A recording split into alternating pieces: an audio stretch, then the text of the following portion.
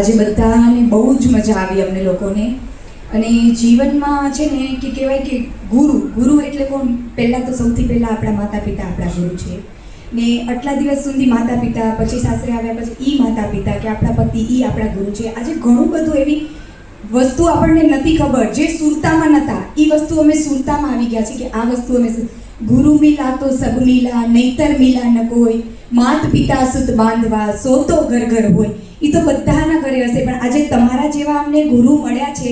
સાચે જ કે જે વસ્તુની આપને ખબર હતી, આપણે જાણતા હતા, પણ જે તમે પ્રેક્ટિકલ કરાવી છે બધાને ખબર હતી કે તમે લોકોએ પ્રેક્ટિકલ રીતે કરાવી કે આવી રીતે મમ્મીને તકલીફ હતી, પણ તમે પ્રેક્ટિકલ કરાવી તે દીકરીઓને એ બી ખબર પડી કે સાચી વાત એના જે અંદરનો ભાવ હતો ને બહાર આવી ગયો. બધા જ રડ્યા હતા ને બધાને અંદરનો ભાવ બહાર આવી ગયો હતો. દીકરીઓને આધ્યાત્મિકમાં એટલું કાંઈ ખબર નહોતું, બધું સાથે જ બોલે છે અને બધાને આધ્યાત્મિકમાં બી એટલી ખબર પડી. અને કહેવાય ને કે ધીરે ધીરે રેમના ધીરે સબ કુછ હોય, માડી સીંચે સો ગણા, ઋત આવે ફલ હોય. અત્યારથી એ લોકો ધીમે ધીમે કરતા જશે ને તો માડી ભલે ને પાણી એક જ ઝાડવાને 100 ગણા આપી દેશે, પણ એનું ઋત આવશે ને ત્યારે જ ફળ થશે. હવે એ લોકોને આપણે પાણી સિંચન કરી દીધું છે, ધીમે બીજ રોપી દીધું છે. આજે તમે ધીમે ઋતુ આવશે એટલે એ લોકો હવે પૃષ્ઠ અવસ્થામાંથી ઉપર કિશોરાવસ્થાને ચડતા જશે, એટલે એ લોકોમાં આજે આ તમે બીજ જે રોપ્યું છે ને એક્ઝેક્ટ અમે લોકો અહીંયાથી બોરીવલી મહિલા મંડળ તરફથી અમે લોકો કહીએ છીએ કે એનામાં એક દિવસ તમારું ફળ તમને દેખાઈને આવશે. આજે જે તમે ફળ એનામાં રોપ્યું છે, બીજ રોપ્યું છે, એ ફળ દેખાઈને આવશે. એટલે હું પ્રેરણા ગ્રુપનો બી ધન્યવાદ માનું છું અને બધી પધારેલ બધી બહેનોનો અસીમ ધન્યવાદ. અને આજે જે તમે અમારા ગુરુ સ્વરૂપે આવે છો, તમારા અસીમ ધન્યવાદ. જય શ્રી કૃષ્ણ. હું નિશી ચોપડા. આજે આ કેમ્પેન મેં જોઈન કર્યું, હું ત્યારે રિગ્રેટ નહીં કરવાનો. ક્યારે એવું ક્વેશ્ચન આવે કે હું છોકરી કેમ છું, બહુ વાર આવે, બટ આજે આમના વજહથી મને એવું ફીલ થાય છે કે છોકરી તો એકદમ રિસ્પેક્ટફુલ છે. ત્યારે એવું લાગે કે છોકરાઓને બધું કરવા મળે છે, છોકરાઓ નીચે જઈ શકે છે, ઘૂમી શકે છે, બટ આજે મને એવું ફીલ થાય છે કે નહીં, છોકરી બનવું એકદમ રિસ્પેક્ટફુલ છે. આવું બધાને ઓપોર્ચ્યુનિટી ના મળે. Thank you for this opportunity. હું નીતા સુમિત ઠાકરાણી. આજે સવારથી જે પ્રોગ્રામનો જે કંઈ માણીએ છીએ એનામાં બધું જ આવી ગયું છે. જે કહીને ભગવાન જોડેની કનેક્ટિવિટી આધ્યાત્મિક રીતે, પ્લસ પેરેન્ટ્સની, નાના મોટા લોકોની વેલ્યુઝ કેવી રીતના કરવી અને પોતાની જાતને કેવી રીતના ઓળખવું.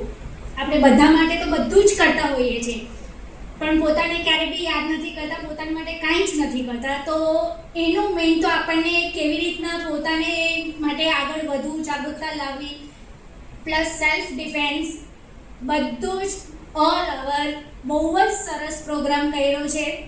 તેની માટે પ્રેરણા ગ્રુપનો ખૂબ ખૂબ ધન્યવાદ.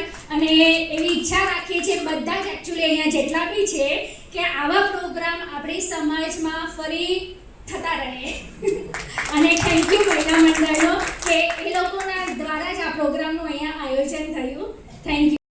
હું મીના વિશાલ રામજીયાની. હું આવા પ્રોગ્રામ ફર્સ્ટ ટાઈમ મેં અટેન્ડ કર્યો. ક્યારે આવો પ્રોગ્રામ ખાલી સાંભળ્યું હતું કે સેલ્ફ ડિફેન્સ, નાના બચ્ચાને આપણે ક્લાસીસમાં મોકલી દઈએ કે જા તું સેલ્ફ ડિફેન્સ શીખ્યા, પણ ખબર નહોતી કે કેટલી મહેનત લાગે છે. એક એક્સરસાઇઝ જે તમે કીધું કમર સુધી હાથ લો, અમારો હાથ જતો નહોતો, પણ છોકરાઓને આપણે કેટલું ફોર્સ કરીએ કે તું કર, થશે તારાથી થશે. પણ આજે મને લાગે ના, બધી વસ્તુમાં બહુ મહેનત લાગે છે. કોઈ વસ્તુ જે આપણે પેરેન્ટ્સ નથી શીખવાડી શકતા એ છોકરાઓને આજે તમે શીખવાડી દીધું.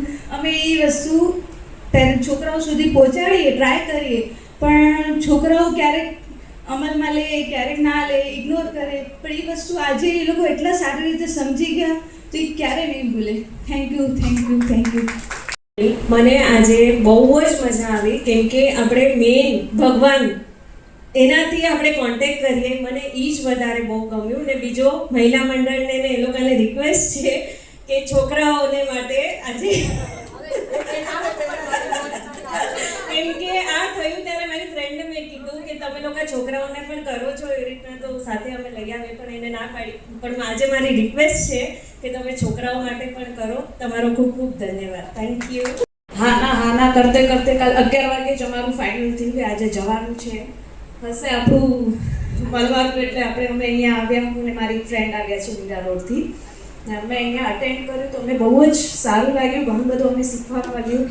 ને બહુ જ મજા આવી. પર એક રિક્વેસ્ટ છે કે જેમ કે આપણા બેને કીધું કે મારો 11 વર્ષનો બાબો છે, તો આપણે છોકરાઓ માટે પણ કંઈક કરીએ કે આ યંગ જનરેશન છોકરીઓને પણ જેમ શીખવા મળે એમ છોકરાઓનું પણ આપણે એ લોકોની સ્ટેજ છે કે એ લોકોને પણ હવે આ બધું આપણા કલ્ચર વિશે, હિન્દુ ધર્મ વિશે બધું એ લોકોને જાણવા જડે. તો મારી એક રિક્વેસ્ટ છે કે આપણે કાંઈક છોકરા વિશે પણ આપણે સોચીએ. યદિશી સેંગાણી. અમને સ્પેશિયલી ન્યૂ જનરેશનવાળાને આધ્યાત્મિકના બારામાં એટલી કાંઈ ખબર હતી નહીં, તો આ પ્રેરણાશ્રી ગ્રુપના એના તરફથી અમને ખબર પડી. આ સેલ્ફ ડિફેન્સ બારામાં અમને હજુ નોલેજ આવ્યું, તો હું એકદમ હાર્ટેડલી થેન્ક યુ કરું છું, અને મહિલા મંડળને બી કે જેને આ ઓર્ગેનાઇઝ કર્યું. Thank you. ભૈયા, આજનો આ પ્રોગ્રામ મને ખૂબ દિલથી ગમ્યો. જે મા દીકરીનું બોન્ડિંગ, જે ફેમિલી વેલ્યુઝ હવે જે વિસરાતી જાય છે, એનું આપણને અહીંયા બહુ જ સારું ઉદાહરણ મળ્યું. ખૂબ ખૂબ ધન્યવાદ મહિલા મંડળનો, પ્રેરણાશ્રી ગ્રુપનો અને બધાનો જ, જે આજે સમાજમાં જરૂર છે આપણને સાથે બોન્ડ બનાવવાની અને હિન્દુત્વને જગાવવાની. એની આજે બહુ જ સારી પ્રેરણા મળી. ધન્યવાદ. હું રસીલા વાસાણી બોરીવલી મહિલા મંડળનો ખૂબ ખૂબ ધન્યવાદ માનું છું, અને તેની સાથે પ્રેરણાશ્રી શિબિરનો પણ ખૂબ ખૂબ ધન્યવાદ માનું છું કે અમને આજે ખૂબ અત્યારે પ્રેઝન્ટ દુનિયામાં બહાર જે છોકરીઓ નથી નીકળતી કે જે હવે જવાની છે ને જે બહેનો પણ નથી નીકળતી, એ લોકોને જાણવા મળ્યું કે બહાર દુનિયામાં કેવું થઈ રહ્યું છે. એની વિશે જાગૃતતા આપી અને પોતાની જાતને કેવી રીતે એની માટે સક્ષમ બનાવવું, કે એવી દુનિયાથી કેવી રીતે લડવું, એ શીખવાડ્યું. એની માટે ખૂબ ખૂબ ધન્યવાદ. પ્રેરણાશ્રી ગ્રુપનો ખૂબ ખૂબ ધન્યવાદ. અને આજના આ ગ્રુપ, આ પ્રોગ્રામની અંદર હર એક જણમાં પોઝિટિવ ને પોઝિટિવ થિંકિંગ આવી છે, 100% આવી છે. અને આવી કાયમ રહે પોઝિટિવ થિંકિંગ, અને અહીંયાની ઉર્જા ઘરે લઈ જઈ અને એકબીજા સાથે પ્રેમની ભાવનાથી વર્તન કરજો. જય શ્રી કૃષ્ણ. કહીશ કે તેમણે સેલ્ફ ડિફેન્સ, આટલા દિવસ સુધી એવું લાગતું હતું કે સેલ્ફ ડિફેન્સ એટલે કે કરાટેના ડાવ કે એ, પણ આજ જે તેમણે શિબિર લીધી તેમાં સેલ્ફ એટલે પોતાની જાત પ્રત્યે જાગૃતતા લાવવાની, જે મા દીકરીનું બોન્ડિંગ છે કે આપણે આધ્યાત્મિક તરફ જઈ રહ્યા છીએ, જે એકદમ સરસ રીતે આપણે આજે શીખવા મળ્યું. પોતાની ડિફેન્સ એટલે સ્ત્રી એક શક્તિ છે, તેની આપણને જાગૃતતા મળી. આ જ શિબિરો જો ભાઈઓ એટલે કે દીકરાઓ સાથે બી કરવાની મને એવી ઈચ્છા છે કે આપણે દીકરાઓ અને મા કે ફેમિલી સાથે આવી શિબિરો કરીએ તો સમાજમાં ઘણી બધી જાગૃતતા આવે, અને એને કારણે આપણે આ પહેલું પગથિયું ભર્યું છે. આપણે હજી આખી મંજિલ દૂર છે, હજી ઘણી સીડીઓ પાર કરીને આગળ વધવું છે. આપણે હિન્દુત્વની જાગૃતતા લાવવી છે. જે આજે બેને કીધું ચાંદલો કરવો ફરજિયાત છે, તો સાચી વાત છે. આપણે આપણી ઓળખ ભૂલી જઈએ છીએ, તો એવી ઓળખ આપણી કાયમી રહે.